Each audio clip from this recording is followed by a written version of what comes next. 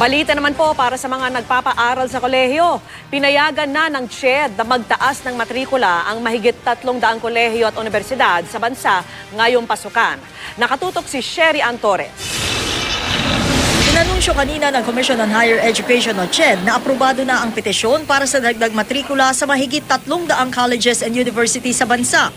Out of 451 applications, 343 institutions across the country ang eligible or pwedeng mag-increase ng kanilang tuition or other school fees. Ang lumalabas na average increase natin ngayong taon na to ay about 8.3%. Now, translated to pesos, less than 40 pesos ito per unit.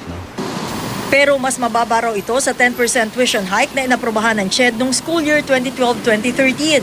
Sabi ng CHED, karamihan sa naaprubahan nasa Metro Manila. Sumusunod ang nasa Region 4A o Mimaropa.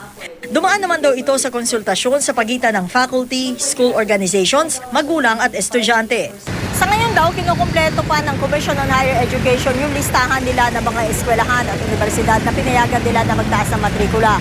Ihahayag daw nila ito sa mga susunod na araw. Doon naman daw sa mga question o kaya ay magrereklamo tungkol sa naging desisyong ito sa mga eskwelahan na magtataas ng matrikula, pwede naman daw na maghain ng reklamo sa CHED. Ang working student na si Reynaldo Carillo, ang tuition hike daw ang iniiwasan kaya hindi nag-enroll sa malalaking eskwelahan.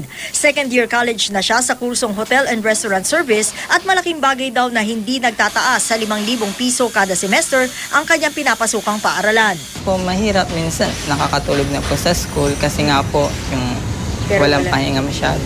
Pag nakatapos po, gusto ko po rin sana magpatayo ng sariling restaurant. Ang ilang magulang na nakausap namin, hindi maitago ang lungkot sa dagdag matrikula. Talagang hindi makatarong.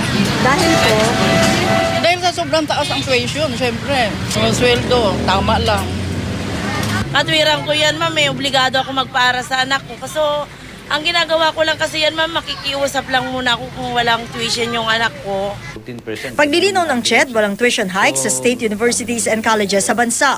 At kung may katanungan o reklamo tungkol sa tuition hike, Sir, may hotline ba ang CHED na pwede nilang tawagan for inquiry? Well, siguro initially dito sa office ko, sa 441-1216, then i-refer namin sila sa aming Office of Student Services. Sherry Antores, Nakatutok, 24 Oras.